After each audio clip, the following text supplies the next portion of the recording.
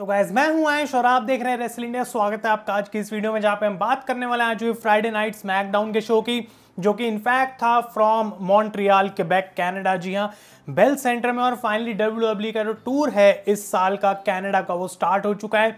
आने वाली one day night raw को भाई जितनी एक्साइटमेंट से मैं उसकी वेट कर रहा हूँ, आई डोंट नो कि उससे ज़्यादा कौन वेट कर रहा है। लेकिन ऑब्वियसली गाइस जो आज क्राउड था मॉन्ट्रियल की स्मैकडाउन में, कुछ ऐसा क्राउड जो कि बहुत लंबे टाइम से आई डोंट थिंक कि हमने किसी डब्ल्यूडब्ल्यूई के इवेंट में देखा है या फिर सुना है।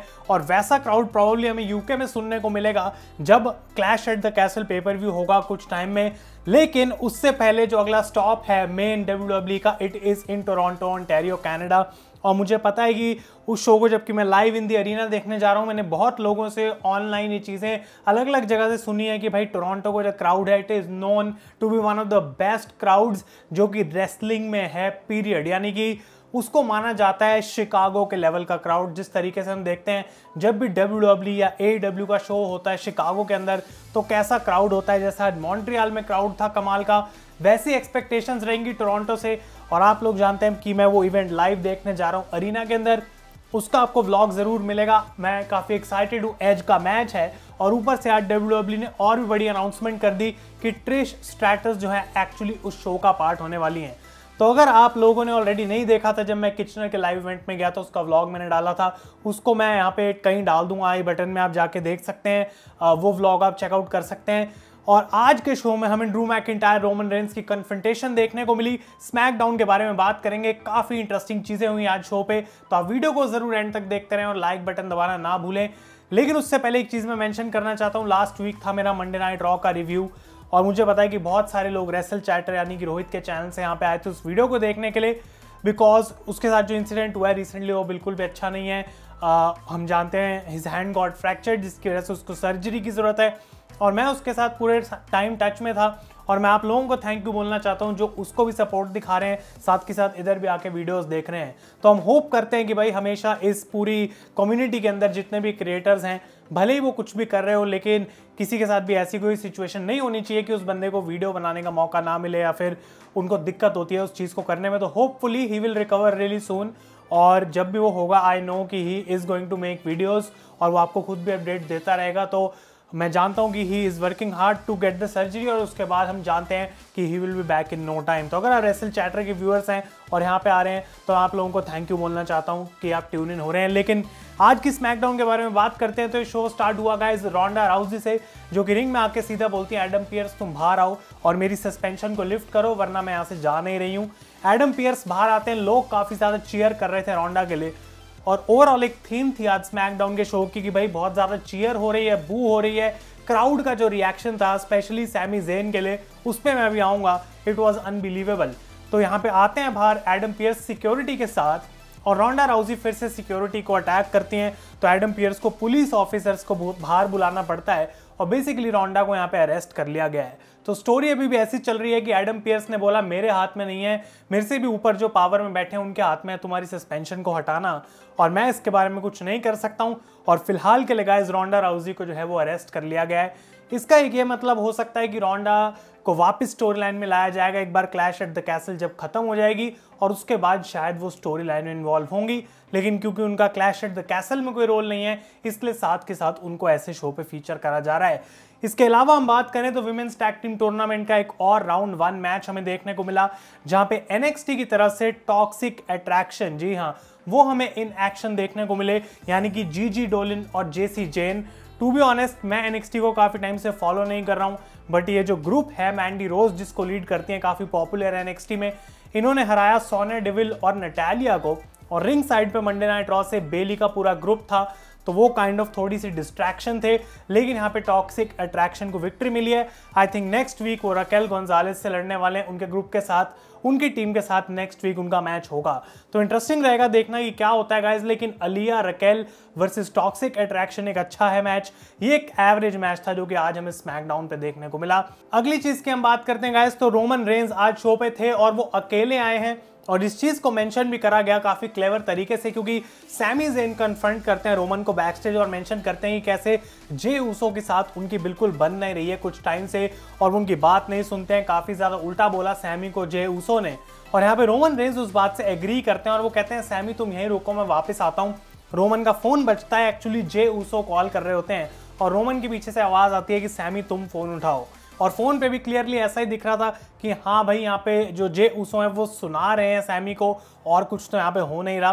तो हमें देखने को मिला कि रोमन रेंज वापस आते हैं और सैमी इस पॉइंट को मेंशन करते हैं कि कैसे ऊसोस कनाडा में नहीं आ सकते हैं, वो बॉर्डर क्रॉस नहीं कर सकते हैं। और आप लोगों को पता है कि उनके अगेंस्ट DUI का अभी भी चार्ज चल रहा है, यानी कि driving under the influence of alcohol, जिसकी वजह से उनको अलाउड नहीं है अभी कंट्री को छोड़ना, तो वो नहीं जा सकते हैं। एंड आई डोंट थिंक उनको क्लैश एट द कैसल के लिए भी इस वजह से बुक करा जाएगा। तो कनाडा में ऊसो स्टेप नहीं कर सकते हैं, यानी कि वो मंडे को रॉ में भी नहीं आने वाले हैं। तो यहाँ पे ये चीज मेंशन करी गई। लेकिन उसके बाद सैमी ज़ेन कहते हैं रोमन को कि मैं आज फेटल 5-वे मैच का पार्ट होऊंगा जो कि नंबर 1 कंटेंडर डिसाइड करेगा फॉर द IC चैंपियनशिप। तो रोमन रेंज कहते हैं बहुत अच्छी बात है, अगर तुम वो टाइटल जीतते हो तो काफी अच्छा लगेगा ब्लड लाइन के ऊपर। तो रोमन क्लियरली कंसिडर कर रहे हैं यहाँ पे सैमी को एक पार्ट, और वो फिर पूछते हैं सैमी से कि क्या आजकल तुम्हारी केविन ओवेंस से बातचीत होती है। तो सैमी कहते हैं हाँ भाई हम दोनों मॉन्ट्रियल से हम अच्छे दोस्त हैं। तो रोमन कहते हैं उसको बता दो कि भाई रोमन रेंज ओज नथिंग टू एनीवन। तो क्लियरली लास्ट टाइम जब केविन ओवेंस ने मेंशन करा था कि हाँ भाई मैंने एक फेवर करी है ऊसोस के लिए, तो अब रोमन मेरे को कुछ ओ करता है, तो ऐसा कुछ नहीं है। तो सैमी ज़ेन रोमन रेंज का रिलेशनशिप यहाँ पे दिखाया गया जो कि मेन इवेंट में भी कंटिन्यू हुआ गाइस, उसकी हम बात करेंगे। इसके बाद देखने को मिलता है कि हिट रो आते हैं रिंग के अंदर और उनको कन्फ्रंट करते हैं मैक्सिमम मेल मॉडल्स। कुछ भी यहाँ पे खास नहीं था, मैक्सिमम मेल मॉडल्स को अटैक किया जाता है और हिट रो अपना रैप करते हैं। That was pretty much it. काफ़ी मुझे ये एवरेज गाइस सेगमेंट लगी। इसके बाद कैरियन क्रॉस की तरफ से एक प्रोमो सुनने को मिला जहाँ पे वो बात करते हैं कि भले ड्रू मैकिंटायर ये बोलते रहे कि मैं चोजन वन नहीं हूँ, he was the chosen one, और जब चीज़ें उनके हिसाब से नहीं चली हैं तो वो ये सारी बातें बोलते हैं कि उन्होंने कितनी मेहनत करी है। बेसिकली गाइस कैरियन क्रॉस को यहाँ पे इस स्टोरी में इन्वॉल्व करा जा रहा है अभी इनडायरेक्टली, ताकि जब रोमन और ड्रू का मैच हो जाए उसके बाद उनको एक्चुअली टाइटल पिक्चर में लाया जाए। तो अच्छी चीज़ कर रहे हैं ट्रिपल एच की कैरियन क्रॉस को भूलने नहीं दे रहे हैं लोगों को, और कैसे ना कैसे करके उनकी स्मैकडाउन में इन्वॉल्वमेंट है। इनफैक्ट ड्रू मैकिंटायर जब बैक स्टेज थे मेन इवेंट से पहले, वहाँ कैरियन क्रॉस का आवर ग्लास भी पड़ा हुआ था। तो काइंड ऑफ यहाँ पे स्टॉक कर रहे हैं कैरियन ड्रू मैकिंटायर को, और मे बी वो फ्यूड हो सकती है after clash at the castle. इसके बाद गाइस जो प्रोबेबली बेस्ट चीज हमें देखने को मिली आज शो के ऊपर वो थी फेटल 5-वे match for the intercontinental championship number 1 contender. और मेरे हिसाब से यहाँ पे जो क्राउड था इस साल का प्रोबेबली बेस्ट क्राउड था WWE में जो हमने देखा है, क्योंकि सैमी ज़ेन के लिए जो चैंट्स हो रही थी, सिर्फ सैमी के लिए यहाँ पे क्राउड ऐसा लगता आया था, क्योंकि जो भी वो कर रहे हैं उसको चीयर हो रही थी, ओले की चैंट्स हो रही हैं, सैमी का नाम चैंट हो रहा है, और बाकी चारों लोग इस मैच में जो भी कर रहे हैं उसको सब चीज़ों को बू हो रही है। तो क्लियरली क्राउड यहाँ पे फेवर कर रहा था कि सैमी इस मैच को जीते, और उनके अगेंस्ट यहाँ पे जो 4 लोग थे वो थे हैप्पी कॉर्बिन, शेमस, रिकोशे और मैड कैप मॉस।